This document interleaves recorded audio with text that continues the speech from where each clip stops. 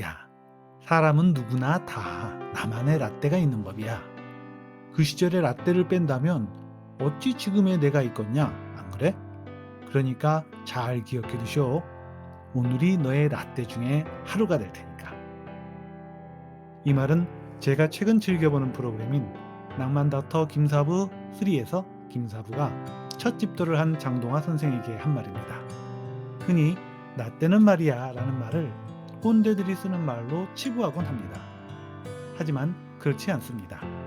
라떼 했던 그 경험들이 오늘날 내 자식과 후손들에게 보물 같은 지혜가 될 수 있으니까요. 우리 사회는 라떼를 경험하고 기억하시는 어르신들이 많습니다. 수많은 역경을 헤치고 오늘날 자랑스러운 대한민국을 만들어주신 영웅들이시죠. 이분들이 자식이나 후손들에게 물려줄 가장 소중한 보물은 과연 무엇일까요? 바로 어르신 본인의 이야기입니다. 숱한 역경을 헤쳐오며 얻은 경험, 가치관, 그리고 축적된 삶의 지혜만큼 소중한 것은 없으니까요.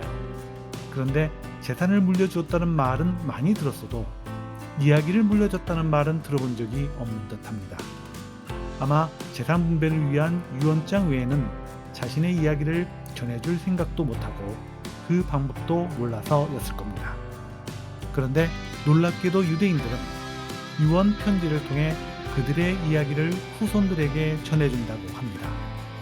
우리도 사랑하는 모든 이를 위해 내 삶의 이야기를 물려줄 때입니다. 오늘은 그 이야기를 준비하는데 길잡이가 될 책 한 권을 소개시켜 드리고자 합니다.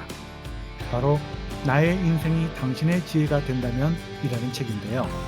이 책의 저자는 스티브 레더로 미국에서 가장 영향력 있는 10대 랍비에 2번이나 선정됐고 수많은 TV 프로그램 출연과 유령 매체에 기고를 하는 이 시대 가장 영향력 있는 정신적 스승으로 평가받고 있습니다.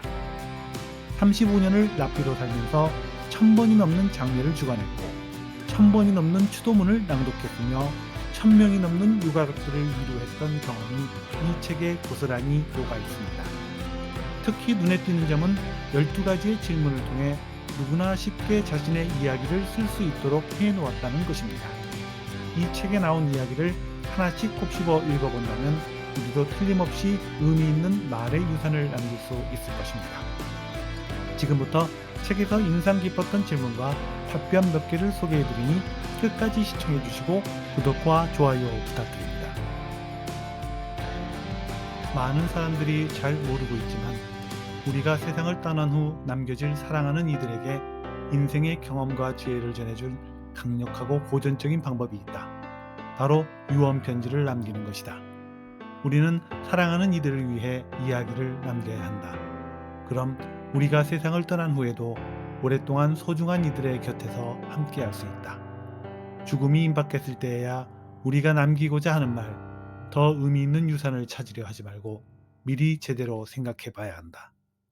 스스로에게 올바른 질문을 한다면 당신이 남기고 싶은 정말 중요한 말들을 찾을 수 있을 것이다.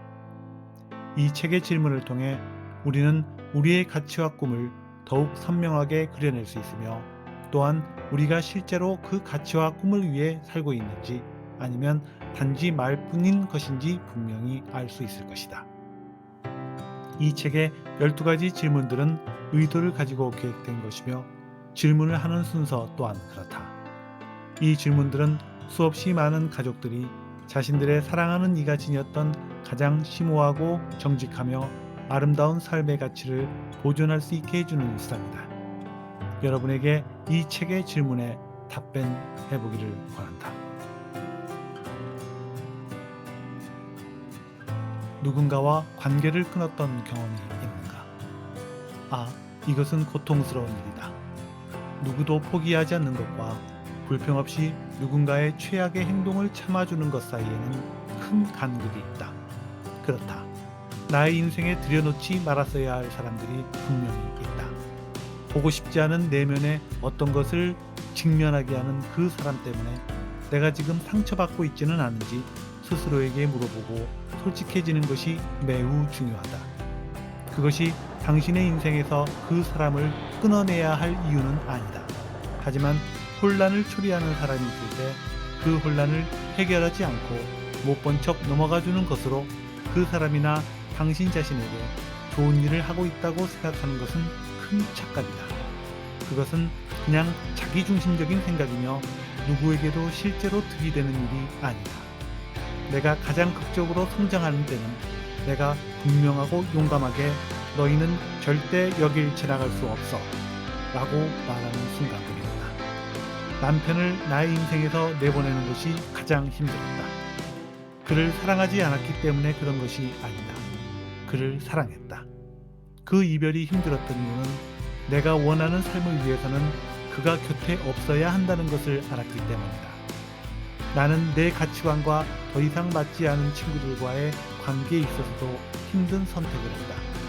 나의 딸 역시 비슷한 어려움이 있었고 우리는 누군가와 작별할 시간이라고 느낄 때마다 서로의 선택에 대해 이야기를 나누었다. 그것이 화나거나 언짢은 일일 필요는 없다. 그것은 당신의 신념, 가치관, 그리고 존재의식이 분명해진 결과다. 당신이 관계 속에서 좋은 감정, 건강함, 긍정의 감정, 신뢰감, 혹은 인정받는다는 감정을 더 이상 느끼지 못하고 당신이 할 수 있는 모든 것을 했지만 변화가 없을 때는 그 관계에서 벗어나도 괜찮다. 나는 이 말을 자주 인용한다. 자신에게 진실하기 위해 기꺼이 당신에 대한 타인의 기대를 배신하라. 우리 모두에게는 다른 사람이 한 번 넘어버리면 절대 원상태로 되돌릴 수 없도록 망가지는 선이 있다. 신체적 학대, 부끄러고 고통스러운 누군가의 비밀을 타인에게 말함으로써 신뢰를 저버리는 행위, 우리에게 철저하게 거짓말을 하거나 남에게 우리에 대한 거짓말을 하는 행위, 항상 받기만 하고 절대 주지는 않는 행동, 이유 없이 잠수 타는 것, 험담하는 것. 당신의 선이 어떤 것이든 간에 어느 시점에 가까운 누군가가 그 선을 넘으려 한다면 당신은 결정을 해야 할 것이다. 그리고 당신이 사랑하는 사람들은 그러한 당신의 간접 경험에서 많은 것을 배울 수 있다. 내 자신을 위해 삶에서 누군가를 끊어내야 했던 경험에 대해 가족에게 이야기해 주어라. 우리 모두가 타인에게서 존중받기를 원하는 만큼 자기 자신을 존중하는 것도 중요하기 때문이다. 가장 후회하는 것은 무엇인가? 나는 비교하고 평가하고 허락을 구하고 상처받고 인정을 바라고 밖에서 행복을 찾는데 너무 많은 시간을 썼다.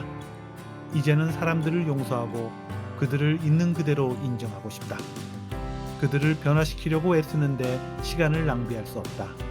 단지 그들을 향한 나의 기대치를 조절할 뿐이다. 나는 또한 더 이상 상처받는데 시간을 낭비하지 않을 것이다. 만약 누군가 나에게 무리하게 군다면 그게 뭐 대수리야. 중요하지 않다. 아마도 그들은 정신적으로 성장하지 못했고 자신의 감정을 표현할 더 나은 방법을 모를 뿐이라고 생각할 것이다. 나는 지금의 단계에서 한 발짝 전진하고 싶다. 그래서 내 안의 모든 추한 것들과 작별하고 싶다. 나의 가장 큰 후회는 젊었을 때 주위를 돌보지 못했던 것이다. 나 자신에게만 열중한 나머지 내가 사랑하는 이들에게 실망과 슬픔을 준 것 같다. 그랬던 나의 모습이 부끄럽다. 이러한 실수를 피할 수 있는 유일한 방법은 좋아 보이는 것에 신경 쓰지 말고 그냥 좋은 것을 하는 것임을 이제는 알고 있다. 나는 기도한다.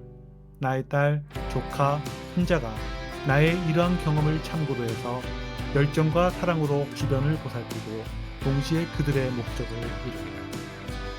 사람들에게 삶에 대해 질문하게 되면서 내가 알게 된 놀라운 사실은 대부분의 사람들이 할 수 있었지만 하지 않은 일에 대해 후회하는 경우가 그렇게나 많더라는 것이다.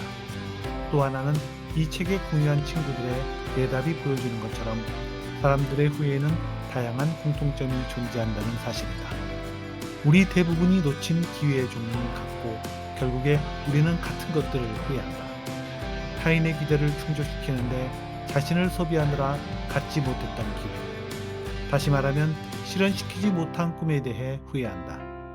너무 오랜 시간 동안 도움을 요청하지 않고 혼자 고통받는 쪽을 선택했던 것에 대해 후회한다. 또한 가장 소중히 여겼던 사람들과 중요한 순간에 함께하지 못해서 영원히 놓쳐버린 시간들을 후회한다.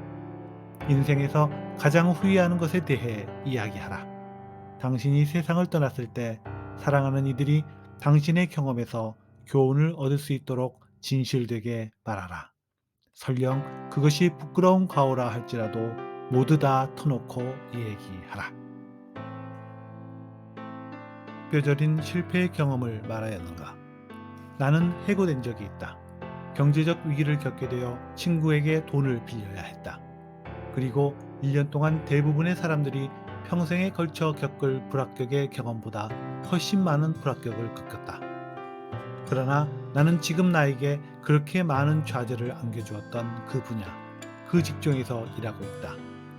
내가 배운 진리는 어떤 나쁜 일이 벌어졌을 때 그것이 나에게만 일어나는 일이라고 여기지 말아야 한다는 것이다.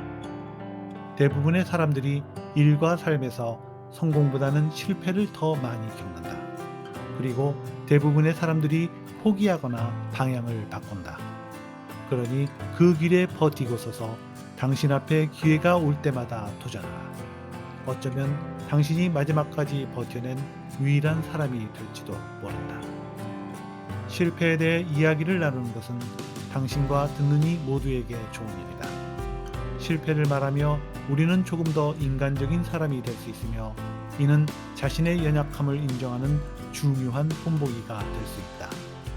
나 자신의 실패에 정직해지는 것은 나를 더 겸손하고 더 공감 능력 있고 남에게 덜 비판적인, 더 나은 사람으로 만들어주는 일이라 확신한다. 스스로 실패를 인정하고 정직해지는 일 중 어느 것 하나 쉽지는 않지만 우리는 그 같은 과정을 통해 타인의 실패에 더 너그러워질 수 있다. 사랑하는 사람들에게 실패의 경험을 정직하게 털어놓음으로써 얻을 수 있는 최고의 효과 중 하나는 그들이 같은 실수를 하지 않도록 막을 수 있다는 것. 그리고 적어도 그들이 자신의 실수를 주저하지 않고 직면하며 그것으로부터 배우도록 독려할 수 있다. 좋은 사람이란 어떤 사람인가? 할아버지는 항상 나에게 말씀하시곤 하셨다. 반드시 누군가에게 좋은 사람이 될 필요는 없지만 모든 사람을 공평하게 대해야 한다고 말했다. 그 말이 마음 깊이 남아있다. 우리는 우리가 좋은 사람으로 보이고 싶은 누군가를 결정하지만 모든 사람에게 공평해야 한다. 타인에게 공평하다는 것은 좋은 사람이 되는 최소한의 조건이다. 더 높은 조건은 무엇일까? 당신의 아이가 누렸으면 하는 것과 똑같은 것들을 다른 아이 역시 누리기를 바라는 것. 그리고 그것을 위해 행동하는 것이다. 황금률은 타인이 당신에게 해주기를 바라는 만큼 타인에게 해주는 것이다. 좋은 사람이란 어떤 사람인가? 이 질문은 선과 악을 의미하는 것으로 오해될 수 있으나 실은 이러한 이분법적인 것보다 더 큰 유연성을 필요로 한다. 나에게 좋은 사람의 의미는 내가 지치거나 자해의 상처를 입었을 때조차도 누군가의 곁에서 최선을 다하는 것이다. 다음 날까지 마쳐야 하는 큰 프로젝트가 있는 상황에서 아이들이 당신을 찾을 때 아이들과 시간을 보낸 후 다시 일하려고 한밤중에 일어나는 것이다. 화날 때도 다른 사람에게 친절하게 구는 것. 무시당했다고 느낄 때 너그러워지는 것이다. 인내는 선의 중요한 요소이다. 실패와 나쁜 행동, 실수와 실책을 인정하는 태도 역시 그렇다. 좋은 사람이 되는 것은 자신이 가는 길에 어떤 방해물이 있더라도 스스로에게 몰두하며 자신이 말한 것을 실천해 나가려고 노력하는 것이다. 타인에게 도움을 주는 사람. 너그러운 사람들은 우리를 고무시키고 동기를 부여해 준다. 사랑하는 이들에게 당신이 인생에서 경험했던 좋은 사람, 당신이 선의로 행동했던 순간에 대해 말하라. 그들도 좋은 사람이 될 수 있도록.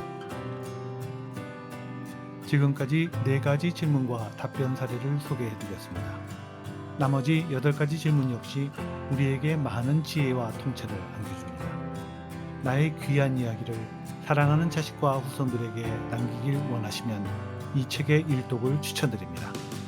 나의 자식들과 후손들에게 그 어디에서도 구할 수 없는 귀한 선물을 물려줄 수 있는 최고의 길이기 때문입니다. 지금까지 불의 토크였습니다.